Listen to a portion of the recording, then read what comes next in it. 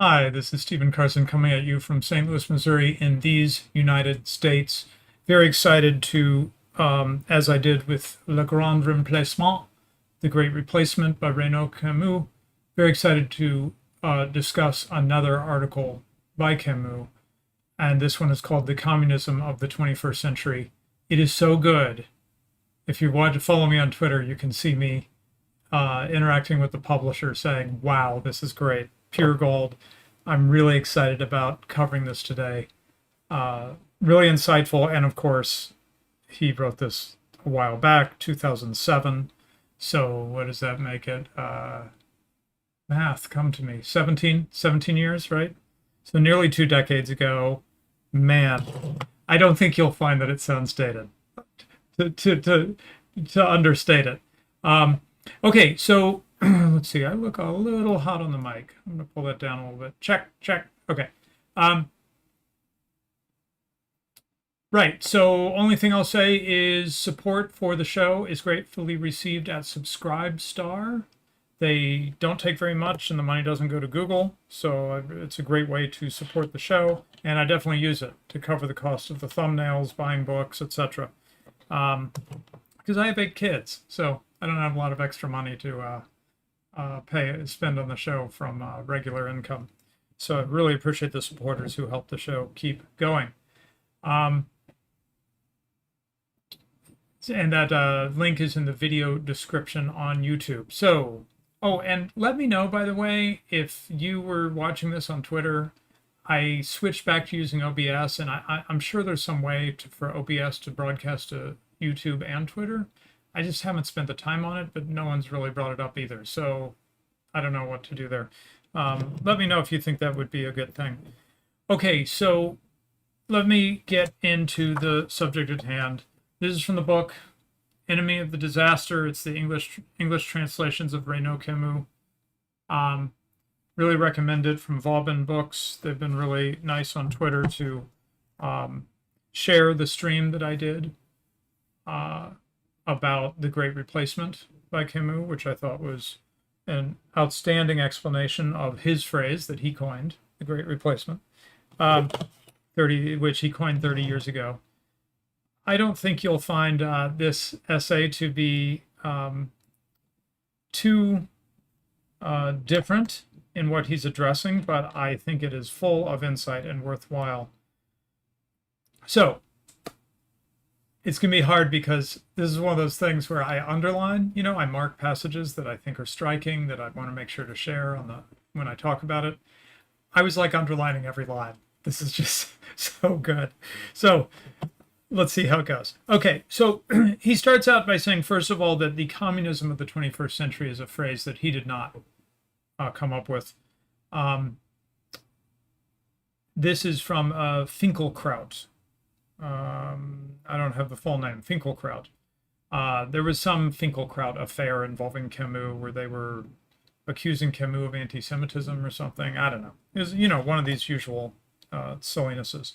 And somehow out of that, Finkelkraut said anti-racism could be considered, will be, doubtless already is, the communism of the 21st century. Okay, so what does he mean? What does he not mean? I highly doubt, writes Camus, that Finkelkraut meant that anti-racism is for us today exactly the same thing that communism was in the last century. Rather, it's that anti-racism holds the same position in relation to our 21st century that communism held in relation to the 20th. Okay? It plays the same role. Its historical function is similar. Its influence, ability to inspire action, and salience in public discourse and in the depths of conscience are of the same order of magnitude. Right? So it's something humans can understand, right? It's like it, but we're not saying it is it, right? A first difference, however, and it is significant, is that anti-racism has no gulag, as far as we know, or not yet, I guess I could say. Like its counterpart, communism, however, Anti-racism does destroy lives, wreck careers, sweep entire existences under the carpet, individual existences, of course, and in great quantity, but the existences of peoples too. And remember, in the Great Replacement, he was very focused on this issue of peoples, that when a people moves in with another people and retains their identity as a people, then you have a problem. There's another kind of immigration that, let's see, here we go. There's another kind of immigration that Camus thinks is okay. And that kind of immigration, yeah, I'm going to share my two kinds of immigration drawing from Camus with you in the live chat. Okay, there we go. There's two kinds of immigration, and we discussed this with the Great Replacement, and I wrote it up in a Substack piece. I've shared the link to that, very short, talking about two kinds of immigration. And Camus thinks there is a kind of immigration that's okay, and I described that in the article. And then he talks about a kind of immigration that he thinks is going to cause problems. We tend to call it mass immigration. I made up sort of my own phrase inspired by Camus, the immigration of replacement. And it has to do with a people trying to sort of move in on the space of another people. Okay, so another difference between anti-racism and communism is that communism, at least during an initial period, made the states and societies where it was put into practice more powerful, unless this was by conquest, of course, as in Eastern Europe. It made Russia stronger, China more respected, Vietnam more formidable. Anti-racism, by contrast, undermines the nations and civilizations that it submits to its rule. It deprives them of all means of defense, making them so many open cities. It is certainly a formidable power, but it is a pure power, a power for the sake of power, coinciding with itself and from which the states that claim to adhere to it have nothing to hope for and everything to fear. And I'm skipping around a bit to not literally just read the whole thing to you, but he goes on a little bit more about power versus being in power and so forth. Anti-racism more or less directly dictates the law under which we all live, and all nations of the earth are in theory subject to it. Communism, thankfully, was never able to impose itself on such a scale. Now, I'm going to quibble slightly here. I'm not going to spend the time arguing with Camus. I think we just sit at the feet here, as I said last time, sit at the feet of the master and learn from him. But I would just say that, communism, of course, was in power outside of the West in many places, right? But never really took over the West. That, to me, as I said in the marketing for this stream, that to me is what makes anti-racism striking. It succeeded where communism wasn't able to. That is, becoming dominant over the West, right?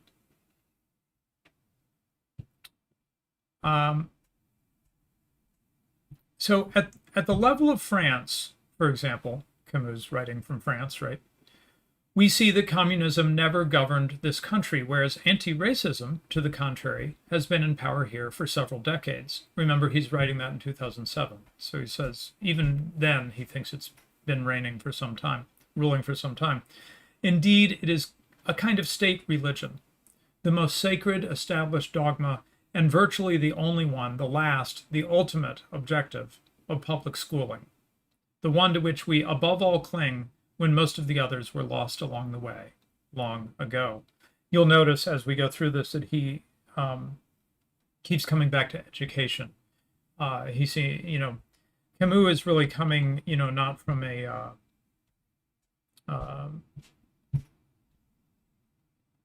genetic point of view, he's thinking a lot about culture and so forth. I don't think it's a terrible perspective. And so to him, part of the big tragedy that focuses his mind, I think, is that anti-racism is a destroyer of culture. And of course, French culture, that's a very rich culture to be destroyed. as the other European countries have as well. Um, so anti-racism is a very formidable machine for doling out positions, seats, pensions, honors and sinecures, chairmanships, and odd jobs.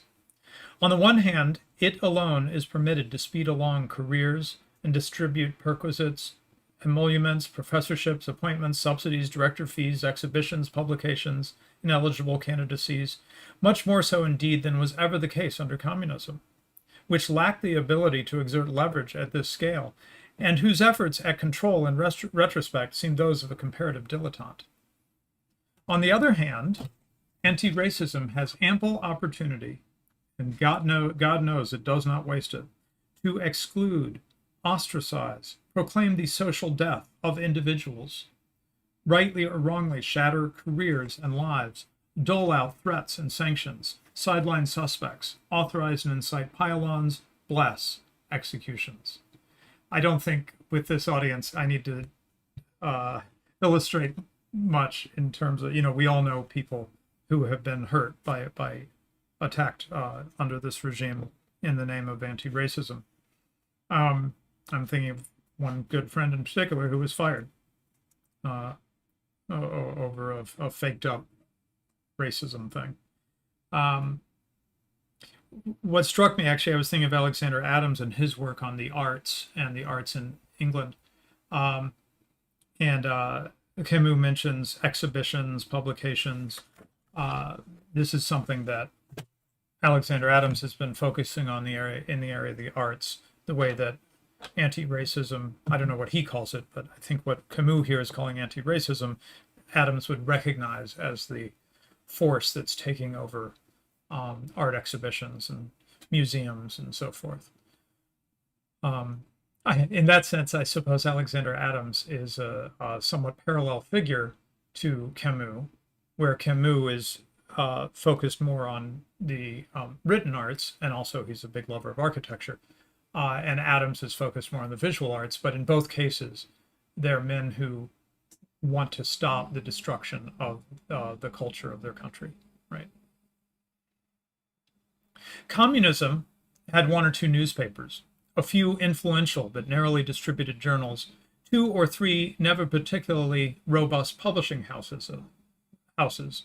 Anti-racism, for its part, reigns over the whole of journalism without a single honorable exception, over the entire media, over all mainstream publishing. Crucially, the courts are all devoted to it, something they never were in the case of communism, and render their decisions entirely in keeping with its precepts, if not indeed its instructions. A common feature of the two ideologies is that, at least at the dawn of their respective eras of greatest extension, both presented themselves as eminently well-meaning. Perfect phrase for this, right? To such a degree that they passed more for moral codes than for ideologies. Indeed, both have been able to pass for the exclusive holders of moral authority. Remember, you don't just, when you get attacked by the anti-racists, you are morally condemned. You are, a barely human thing that should be removed from life. You are immoral, you are unclean, right? So this is a crucial aspect, for it allows them to have, he's saying both communism and anti-racism, not adversaries with whom one may calmly debate, but only irreconcilable enemies whom one can only hope to destroy. It is those who talk most of hatred who feel it most intensely. They reproach you for yours with a face and language ravaged by theirs. I shared that line on Twitter because it struck me so strongly. Did I give enough context for that? Yeah, he's saying communism and anti-racism incessantly denounce in their opponents, but with time wreak havoc upon them much more so than they do. Um, anyway, let me just read the line one more time. It's so good. It is those who talk most of hatred who feel it most intensely. They reproach you for yours with a face and language ravaged by theirs. Stop hating! Stop hating! Right? They're scary people. Okay. So some of my friends might not like this bit, but Camus is not someone who likes, racism, right? But let's just roll with him because I think he makes some really good points here. He says, of course, with a few rare exceptions, no one wants to be a racist, with the result that anti-racism has, as it were, no enemies who dare accept the label as their own. And Camus, of course, is very attuned to language and the uses and abuses of language, which we'll see. And so he's talking about how just the framing of anti-racism is, well, it's like, I don't know. I was going to say anti-baby, but never mind. I was trying to think of something that would just be like anyone who'd be against that. I don't know, anti-cute bunnies. How could you be anti-cute bunnies, right? It's something like that. To be racist is to be against anti-racism is to immediately suggest that you're racist, right?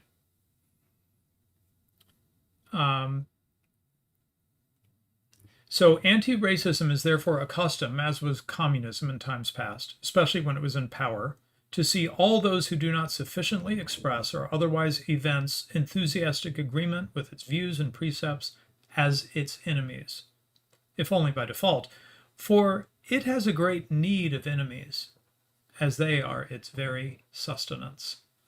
That is a tremendous line, a tremendous insight.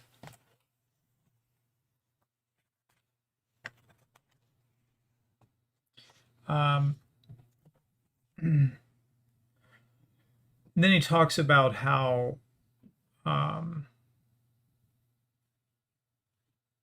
well, okay, I'll just read this. It's the end of this long passage I want to share, but I think I need some context for you to follow along. The trouble, anyway, I see the bunny emoji thing. The trouble is that one must endlessly increase the dosage, whence this impression that our chattering classes are merely talking in their sleep. A source of so much amusement abroad to all but our friends who are grieved by it. One would think that all the spirit of rote learning, long a mainstay of our primary school system, but now dead and gone, has taken refuge here, in these prefabricated pop songs, these novels written with an eye to the prizes they might win, these academic keynote addresses, these ministerial declarations of intent, these long-winded speeches given to inaugurate priority education zones, these morsels of talk show bravura, this patter of salesmen and public entertainers, which are so many listless reiterations of good doctrine, with bonus points and canned applause forthcoming every time their recipients manage to slip in the biggest magic words: mixed race, cultural pluralism, social cohesion, equal opportunity, nice neighborhood, blending, diversity, multiculturalism, we're all immigrants, etc. But it is necessary to linger for a moment on this terminological sleight of hand. This sleight of hand is one of the secrets of anti-racist power.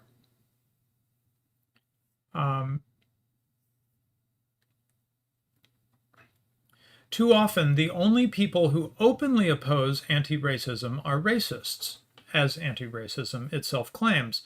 As long as this remains the case, anti-racism has nothing to fear. Again, just listen, roll with them here. For as long as there are only racists to challenge it, the power of anti-racism is absolutely unshakable. Indeed, anti-racism is perfectly aware of this fact, and this is why it has nothing more pressing to do than to describe as racist anyone who raises the least objection to it or asks it embarrassing or displeasing questions. I'm reminded here of this book I bring up occasionally, Education, Smoking Gun by Reginald Damrell. He was a marketing guy, K Street, they call it. Anyway, Manhattan marketing guy. He decided, hey, I'm good at communicating. That's my job. And he wanted to do something less intense. So he thought, well, I'll help teach teachers how to communicate well with students. That's a way I can contribute as a lower key second career. So he went to a teacher's college, and then he wrote about what he found there. It is a remarkable book and hard to get a hold of, but I highly recommend it. And one of the things he noticed was that whenever the education establishment came under fire, somehow they would start accusing the people criticizing them of being racists. So they'd be like, hey, you are not teaching our children very well. Their math scores are going down over time. The school's being dumbed down, so on and so forth. Somehow the response to this would be, you're racist. Okay. And this is exactly what Camus is talking about. It's a regime that does everything in the name of anti-racism. So if you oppose it, you must be a racist, right?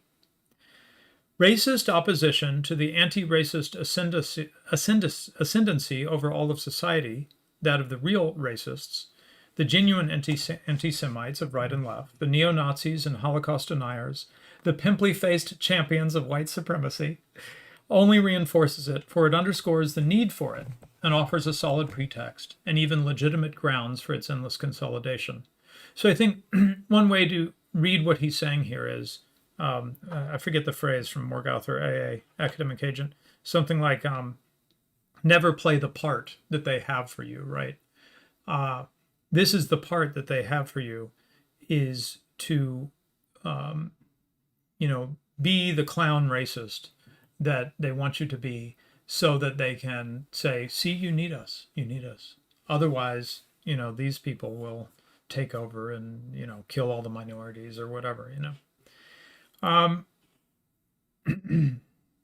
So Camus says, extremely reprehensible on moral grounds, well before being so on ideological and political ones, racism was originally the defect that led one to conflate individuals with the group to which they belonged by birth, reduce them to this belonging, and commit violence or injustice against them should one believe there was something for which to reproach the group in question. Racism is a violent action, a violent opinion, and in both cases a kind of assault. And so long as racism is only that, this defect or misdeed, anti-racism is absolutely beyond criticism. There's nothing to reproach it for it is above reproach. Okay, so that's how he sees it. But that's just it. Since the unquestionable ignominy of racism establishes the invulnerability and, dare one say, uncriticizability of anti-racism, the latter became an ideology, a dogma, a power, a tool of power, and almost an industry.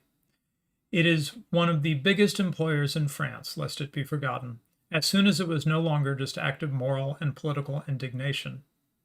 As such, it is in its interest to indefinitely extend the range of things to be admitted under the designation of racism, and God knows it has not refrained from doing so. Nearly everything became racism. Everything that displeases, inconveniences, or merely irritates anti-racism. It is racism that is defined by and in relation to anti-racism. That which anti-racism has decided is racist, starting with anything that dares challenge its power, of course. So I actually think there's a great insight here, and he talks about it becoming an industry. I remember people talking about race hustlers decades ago. Jesse Jackson, Al Sharpton in the United States, for example. You can think of the ones in your own country. It's they would do shakedowns. They would accuse a corporation of racism, and the corporation would be like, no, we're not racist. What do we have to do? Well, give us money, and then we'll call our dogs off, and we'll, bless you and say that, you're not racist now. I'll put the I showed it on screen, but I'll put the title of the book in the chat there. So yes, and in particular, notice that racism expands, right? So that many things get called racism that don't fit under that narrow definition that Camus defined. That is, treating an individual as part of a group and then punishing the individual for the perceived sins of a group, right? As opposed to traditional justice, which usually has to do with something you did and not something someone else did. Okay, so the ambiguity regarding racism is only a second line ambiguity. So, of course, Camus, master of language, he's going to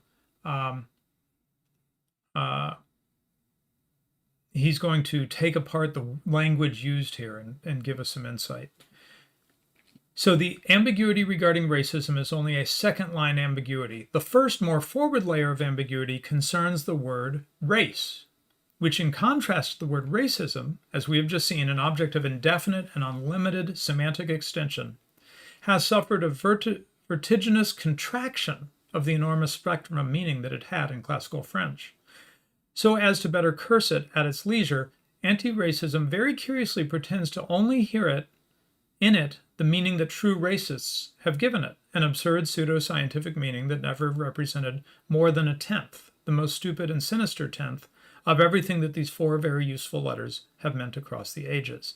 So this is very interesting, right? He's saying racism expands to mean many, many things that we would never have thought of as having anything to do with racism. Race, on the other hand, contracts from a very rich meaning, a rich and multi-layered meaning, to a very narrow meaning.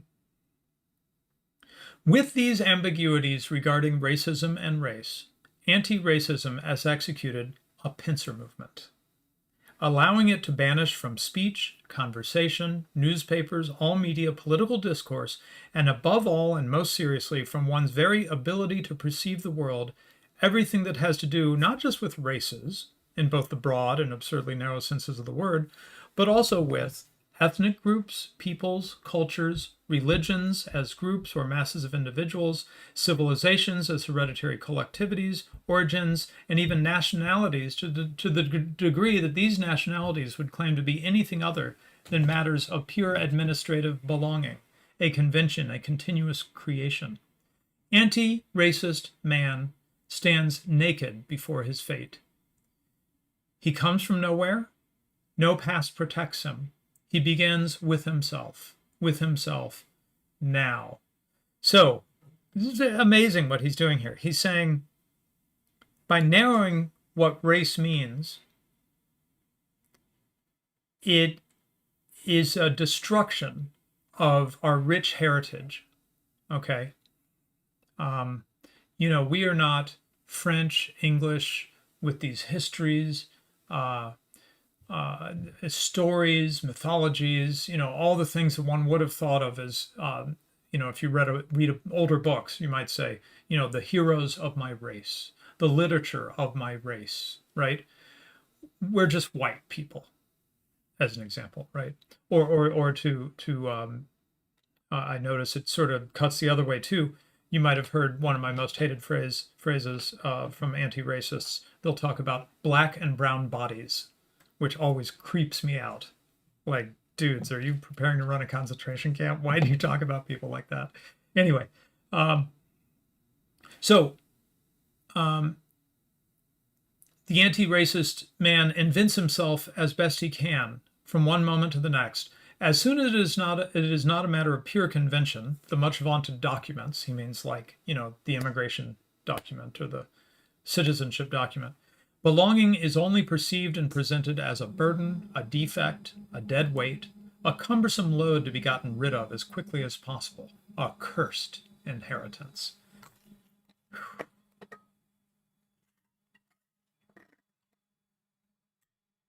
He's just getting rolling.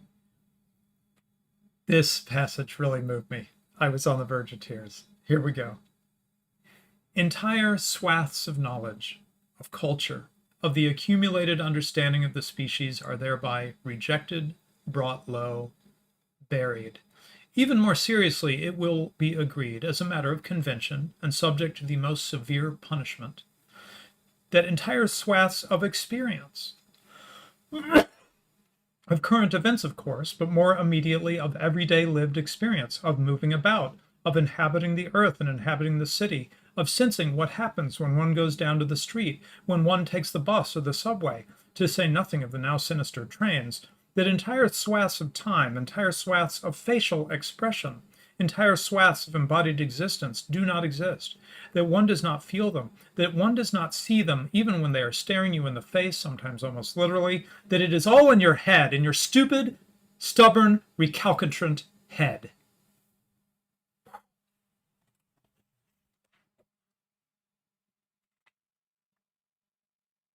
And then he has this phrase that I don't know that it rings as true in English, but evidently in French they talk about it will be said this. I think it's maybe our equivalent would be like the experts say or something. It will be said that France has always been a country of immigration, that French art was above all created by foreigners, that our country is above all an idea, a universal idea. That's what you got to understand. And what you mean by foreigner anyway. No one, it will be said, no one is more French than anyone else.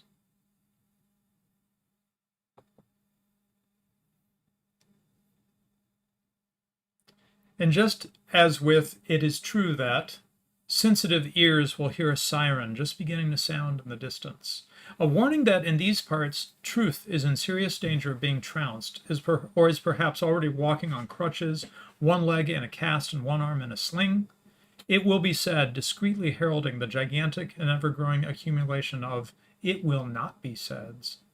It is perhaps in this way that the anti-racist regime most resembles former communist regimes. The language of, or the atmosphere of having to be very careful about what you say, right? Which we all feel at this point. So he says, today, with the sorry exception, I'm sorry, I should give a little more context. Again, he's contrasting communism in the 20th century with anti-racism in the 21st. He says there was a large anti-communist press in France back in those days. Today, with the sorry exception of 3 or 4 racist rags, there is no non-anti-racist press, and even less an anti-racist one. If, as I believe with Alain Finkielkraut, anti-racism really is the communism of the 21st century, it is communism in power that it most resembles, the communism on the other side of the Iron Curtain, not the laughable little communism that preceded it in its most powerful fortresses and principal zones of practical implementation. I am even inclined to think that in what concerns information, as it is ironically called, anti-racism à la Française clearly beats out Soviet communism in point of its overall mastery of the situation, its art of blocking every exit, its omnipresence, and its ability to engage in uninterrupted euphemism, obliterating everything in its path. He says television is the principal tool of anti-racist power. I thought that was quite interesting, through which it can broadcast its dogmas, transmit its insistent Weltanschauung to every Frenchman and woman for 3.5 hours a day on average. It would be a mistake for this power to only make use of this incomparable tool during the nightly news, but not for an instant does it loosen its grip on the medium and thus the population. Game shows, entertainment, news reports, variety shows, talk shows. Not for a second is the spectator permitted to forget reality. Not reality such as it really is, no doubt, but the reality of his subjugation. Reality as it should be and soon will be in a better world, one in which the spectator himself will be better, even more anti-racist, even more enamored of multicultural mixing, even more impatient for universal fusion, a new man. Now, I don't think he calls this out, but when he says a new man, I can't help but think of how communism talked about the new communist man. That under communism, people will change. It was almost implied like genetically, they'll become more able somehow through the magic of socialism. And then he talks about made for television movies are some of the most painful. He says, one no longer even has the heart to make fun of them. I'm thinking maybe we have some just regular movies, not even made for TV movies, that are like this at this point. One no longer even has the heart to make fun of them. One cannot help but admire the poor directors, still capable of pretending to tell some semblance of a story, even though with every scene, every shot, every line, one gets the distinct impression that they are required to do what must be done, to say and to make others say what must be said, so that wholly anti-racist doctrine may be more firmly fixed in people's minds, reflexes, worries, and hearts.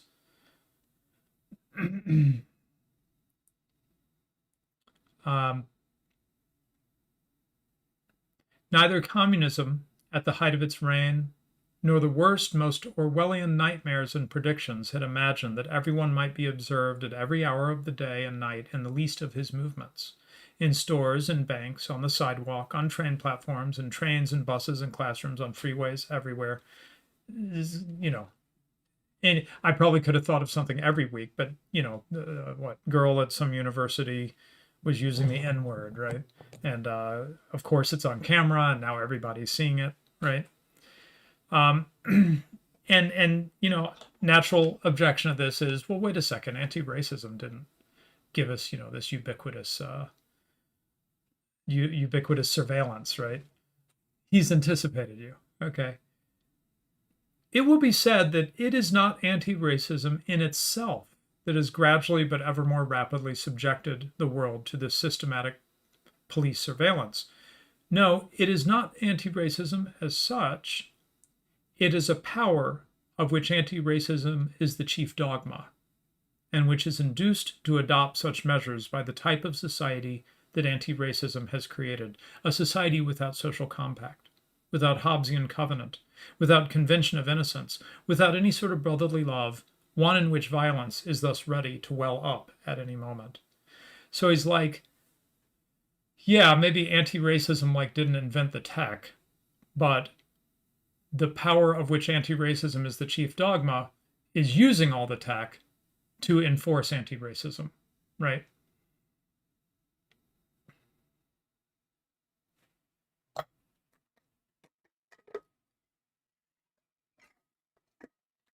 So what does this power say? Another amazing passage. I'm reading long passages. I hope this is as interesting to you guys as it is to me, because I just was so gripped by his writing. So what does this power of which anti-racism is the chief dogma say? You're afraid, it says. You think you're not safe. You say that there are now attacks in trains, that there are attacks in the corridors of the metro, that you no longer dare go home or leave, that your stairwell isn't safe, that there are more and more neighborhoods where you dare not go, glances you dare not return, hours during which you dare not live, sidewalks you must step off while lowering your eyes. I hear you. I understand you. You can trust me. We're going to give you more police. We're going to put police officers on the trains. We're going to put many more police officers on the metro. We're going to put police officers in the train stations and the airports, on the streets and theaters and stores, wherever it's dangerous because there's a crowd, wherever it's dangerous because there's no one, at the entrances of middle schools and high schools, in middle school and high school courtyards, along their hallways and classrooms if necessary, in amphitheaters and laboratories and post offices, everywhere, everywhere, everywhere, everywhere they're needed. Don't you worry. I don't think it's normal that French people should be afraid. I'm here to reassure you. We'll put police officers everywhere and cameras at every street corner, at every corner of the countryside, at every corner of the stairwell. Don't be afraid. Vote for us. We won't abandon you. If necessary, half the population will keep watch over the other half, and vice versa.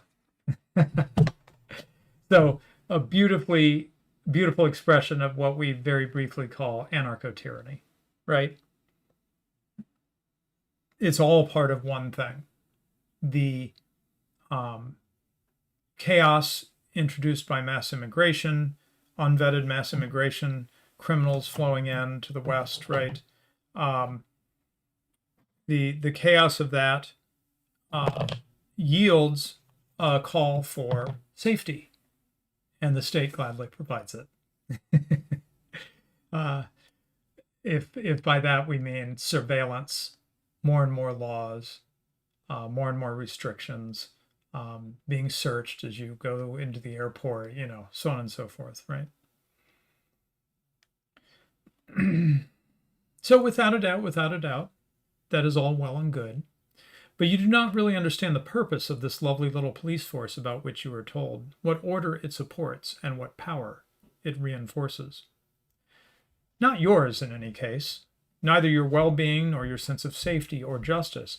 For every time that you turned to it in those times when you still somewhat believed it was there to protect you, it in essence told you exactly the same thing as your television, as your radio, as your newspapers, and as your politicians, namely, that you were dreaming, that you had been dreaming, that you were tired and were exaggerating, that you had to get some distance, put things in perspective, that one hoped you were capable, come on now, of seeing things from something other than your narrow point of view, that the law was the law and there's nothing to be done about it, that maybe if you had witnesses who were willing to testify, of course you can file a complaint if you absolutely must, and if that might relieve you somewhat, but you must know that it could cause you a lot of trouble.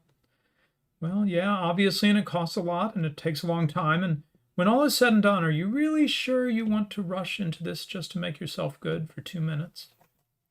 Are you really sure, 100% sure that you didn't provoke those kids a little bit? You've got to understand that with unemployment and racism and police profiling, no support systems and all that, right? We don't have enough, what do they call them? Youth centers or whatever, for the kids, and they're poor, and you got to understand,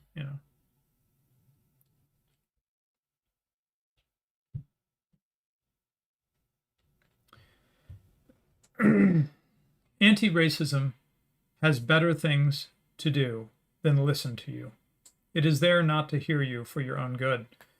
At best, if it is having a good day, it will try to explain to you what you really mean and are incapable of understanding because you are too close to the theater of operations.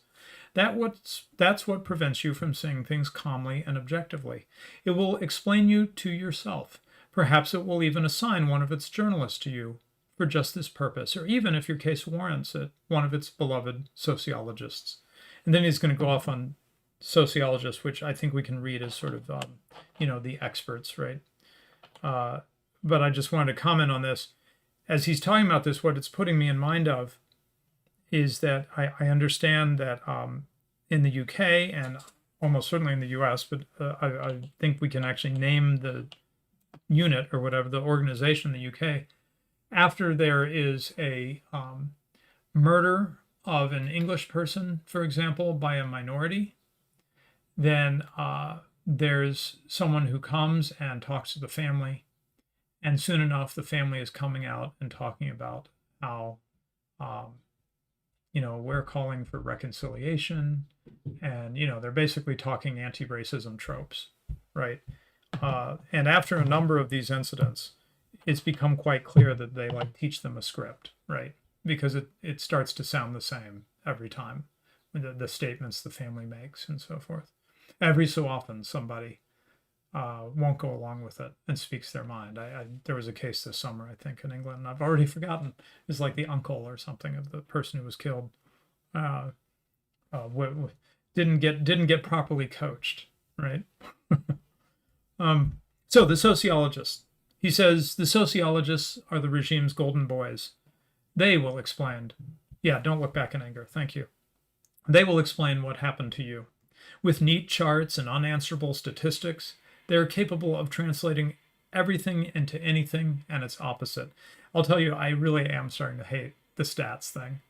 It's really getting hateful, the way that you try to describe your experience, the reality of your family, your community, and some smartass comes along and starts quoting statistics at you that tell you that, nothing that you're experiencing is real or something, It's really getting annoying. Um, so these stats and so forth and charts will allow you to understand at your leisure the ways in which you were wrong and why what must be done at the scale of the city, of the polity, of the whole country is more of the same, but better, with more resources this time and the political will to truly see things through. Sociology is to anti-racism what Lysenkoist biology was in its time to Stalinism. Credit to, I saw it and didn't want to do a spoiler. Credit to someone in the chat. Oh no, did they delete it? Oh yeah, there we go. Sonny Gem. Sonny Gem already anticipated the Lysenkoism reference. So the claim here is that sociology is the Lysenkoism of anti-racism, right? The fake science. As this comparison makes clear, the anti-racist regime is something quite distinct from the claustrophobic Soviet regime. Anti-racism is a true worldview, global, totalizing, non-negotiable, capable of governing all aspects of your existence and knowing them better than you ever could.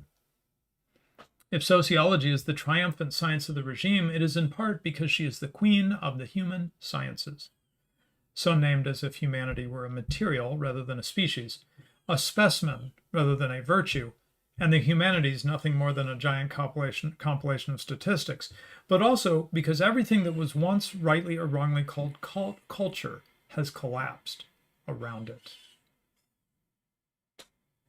I certainly could not say whether the collapse of culture was caused by anti-racism, or the contrary, that it was the collapse of culture that led to the triumph of anti-racism.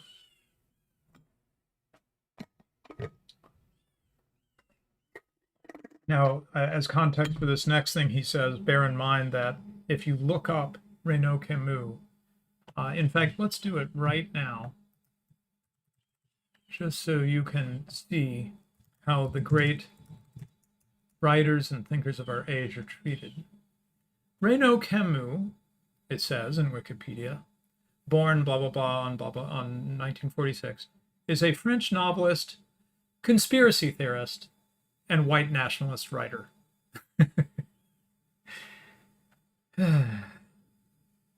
So tiresome. So, Renaud Camus is thinking, I suppose, about this accusation of being a conspiracy theorist. He says, I do not, for my part, believe in a conspiracy. I do not believe, for example, that certain people, for the sole purpose of establishing an anti-racist society or allowing one to be established, consciously willed the death of culture and deliberately planned its demise. By, for example, destroying the educational system and abandoning to television the task, so aptly named, of informing brains, divvied up into pie charts and market shares. No, I do not believe that. I do not believe in anything so carefully decreed.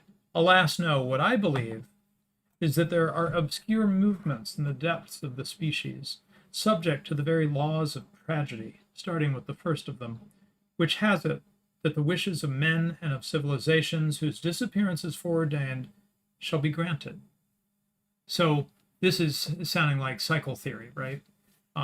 As you get to the ashes of civilization, late stage empire, your wishes will be granted, okay? That education became egalitarian was one such wish. That wish has now come true. No one learns anything anymore. The re-savaging of the species is underway.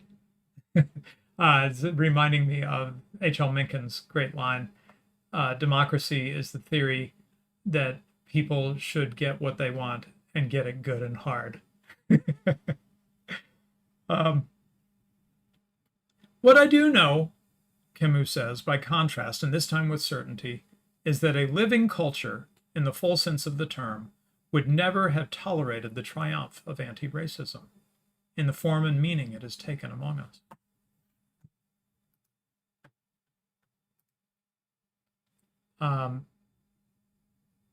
A people who knows itself, let us say, who knows its classics, to keep it brief.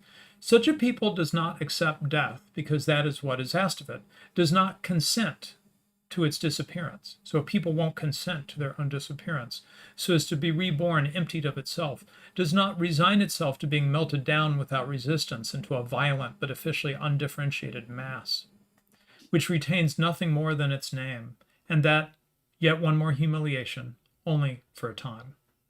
Even the name isn't going to last.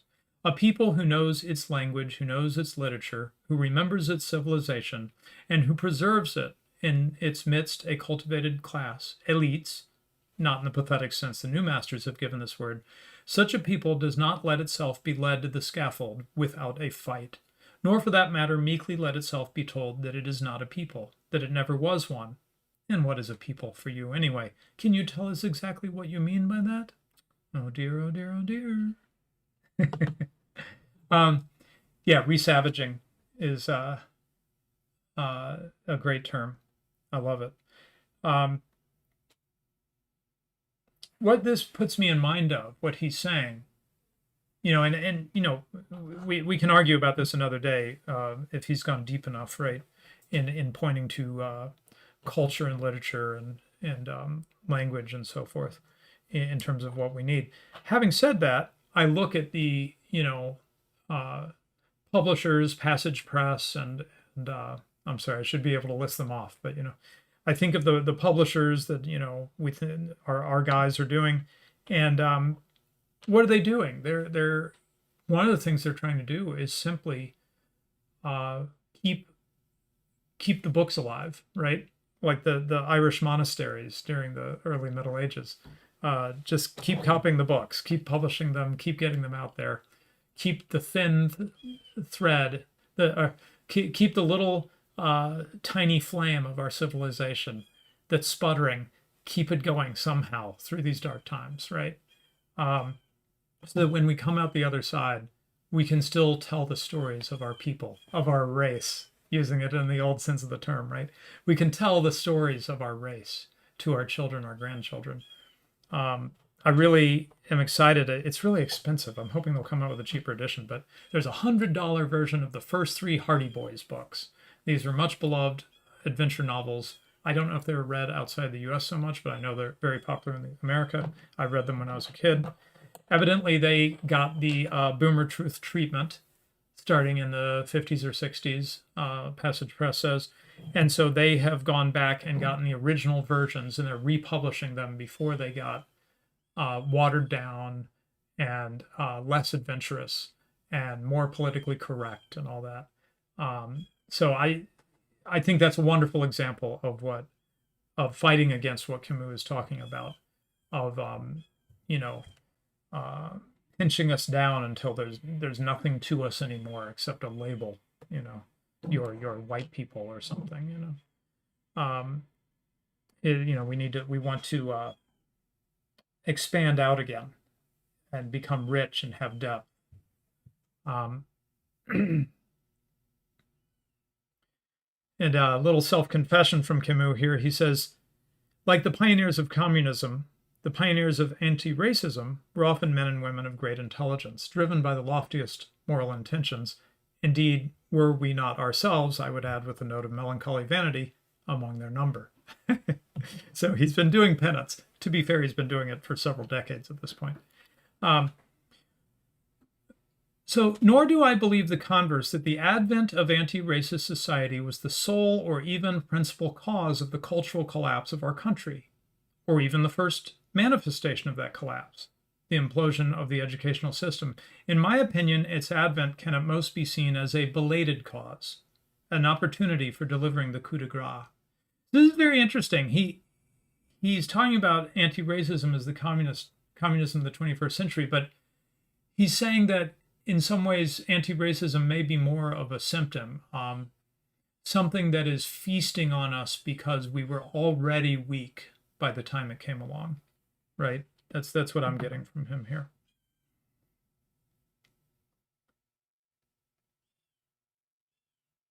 And he says, so what we end up with is this thinned out thing where anything and everything is called culture. The entertainment that seeps from our television, for example, And just as from a lazy habit of language, we continue to speak of education when referring to the boorish ignorance instilled in places dedicated to that purpose. So, we still call them schools, even if they're not really teaching very well, right? And we still call it culture, even if it's just a terrible TV show or something. Okay, and I'm almost done. I basically have just read through the passages I marked. I hope this is of interest. I just thought this was full of insight, and I wanted to expose you guys to it. It's the first chapter of Enemy of the Disaster, which also contains, of course, the classic The Great Replacement that I covered recently on this show. And here's how he ends it. Even in the countries where it was practiced the longest, communism coincided neither with a collapse of the educational system, far from it, nor with a repudiation of cultural heritage. That such a coincidence may indisputably be observed in what concerns the anti-racist regime suggests that there is no conceivable end to its ascendancy, and that there is no reason to expect, contrary to what happened in the case of communism, that any walls will come down. To the contrary, one might almost wish they go up. Thank you. Thanks for the encouragement, Sonny Jim. He says, yeah, it hits hard. Camus really gets it. Absolutely. Could we go further? Could we go deeper? Could we bring in points that some of our friends have made? Sure. But as far as Camus analyzes anti-racism, the destruction of our culture, the thinning out of our identity to thinner and thinner thing, right? So that it's we're denied our heritage in so many ways, in part just not by being taught it, but also by, the tearing down of statues, right, is a symbol of a much larger, what in other places Camus talks about as a replacist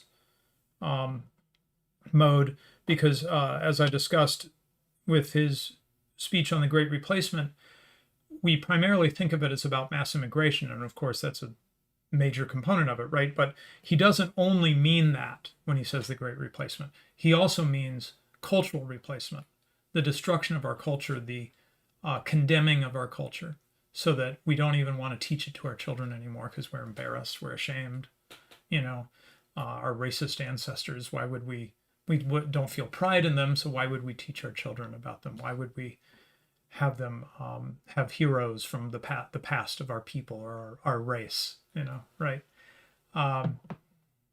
Uncephalized says, this thinning out is part of why I seek out traditional hand skills, blacksmithing, hand-tooled woodworking. I can keep those parts alive. Yes, absolutely. I was at a homeschool thing that we went to for the first time with my wife and three of our daughters, and it was an English country dance, one of these called dances where you're like in a line, and they call and you swing your partner and that kind of thing, it was very Western and right, it was coming from the heritage of our race, you might say, I think all those efforts are good. We should keep going, tell the stories, read the books, republish the books, support the people republishing the books, keep the skills alive, the crafts alive, as Uncephalized talked about. All of these things, I think, are a way, because remember what Camus said. He said that he thinks that a people who knows itself is not going to be defeated by anti-racism. It's a strong sense of national identity is strong is a little too thin of a word. A deep and rich sense of your identity, of the history of your people, of the stories of your people, of the ways of your people, is an effective defense, he argues, against this scourge of anti-racism, right? A thick sense of who you are rather than a thinned out sense, right? So wherever they're trying to squish us down into, as he said, a race in this new sense of the term, this new extremely narrow sense of the term, you're just white people, and white people are White people are stupid in commercials. Great account on Twitter, by the way. You're just, boring white people, right? We want to thicken that back out, push back in every which way against that. Okay, so did I take very long? How long have I been doing this? Lost my sense of time. Oh, it's been like an hour. Okay. It felt very quick because I just am so gripped by that. Let me see if there's any things to comment on real quick. And then we'll wrap it up because that's all I wanted to do. We'll see. Oh, yeah, super chat. Yes, thank you. Ratbags Anonymous says, I realize that I paid you a compliment via chat, but compliments don't pay the bills. So here's a few bucks. Love your solo content. You were great on UO, Unpopular Opinions, which I was on this week. And you're always a favorite feature. Thank you, Radlib. And a very generous donation. Thank you, sir, probably. What was I going to say? Oh, yeah. I will share that link just in case you're intrigued by unpopular. If somehow you don't know what Unpopular Opinions is, it's hard to imagine. But here's my guest appearances. I keep them on my page, by the way. If you go to my page on YouTube, scroll down past my regular content, the Mrs. Radlib content with my wife. The next group is Radlib guest appearances, and I try to always put them there so they're easy for me to find if no one else. And I will share that with you right here. Okay. There we go. Yeah, our 18-year-old daughter was watching Unpopular Opinions, catching up on it since I had been on it this week, and she mentioned that to me, and I said, oh, what'd you think? And she said, Academic Agent and John D are so funny. They make fun of the audience. They, AA is playing this video of men acting like pigs, like they're in these pig outfits and they're rolling around in the mud, and a lady's being like the pig farmer with them. Anyway, and basically he's saying you audience are like this because you're coming for your current event slop, Anyway, she thought it was very amusing, and I do too. Uncephalides says, cheers, Stephen, sends a nice donation. Thank you so much. So I've read 2 chapters of Camus, The Great Replacement and the Communism of the 21st Century, and they have been absolute gold.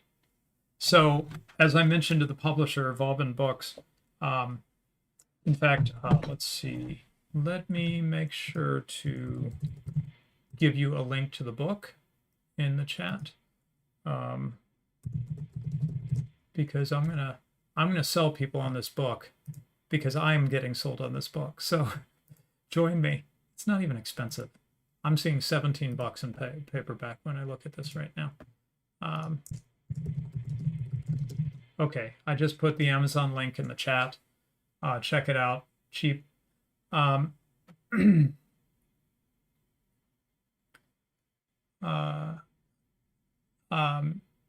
was I going to say? Oh yeah, so I've read 2 chapters and they've already been amazing. Well, listen to the next 2 chapters in the book.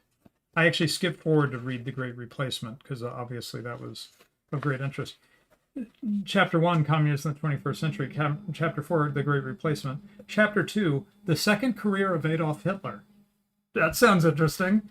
Chapter 3, The Great Deculturation. Wow. So I think if it's okay with you guys, give me feedback, let me know. But I'm thinking I might do more shows on Camus because so far his insight has been so good. His attunement to language, right? As he argues in the essay today, language and, sort of a bait and switch with language, a tricky use of language is part of the real power that some of this stuff has over us.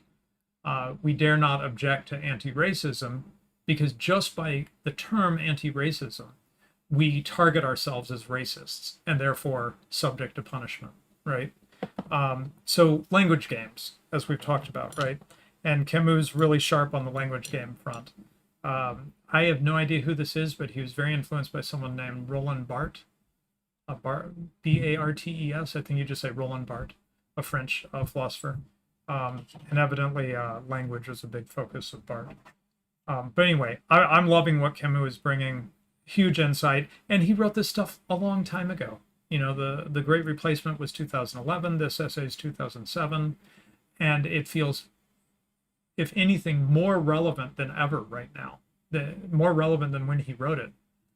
Really, really happy for someone to watch this stream in a couple years and say, man, things have really changed and doesn't seem so relevant anymore. I'll go for that. But for the moment, you know, I think it is relevant. Did it just do a, did you guys see that? Okay, anyway. I did a thumbs up and it did like fireworks. Gonna do it again? Okay, anyway, that was weird. Okay, anything else? Yeah, never use the term racism. That's their word, not ours. Wise advice. And then I'm just gonna, just because I got a sec, I'm gonna just look over chat, see if there's anything else I want to comment on here.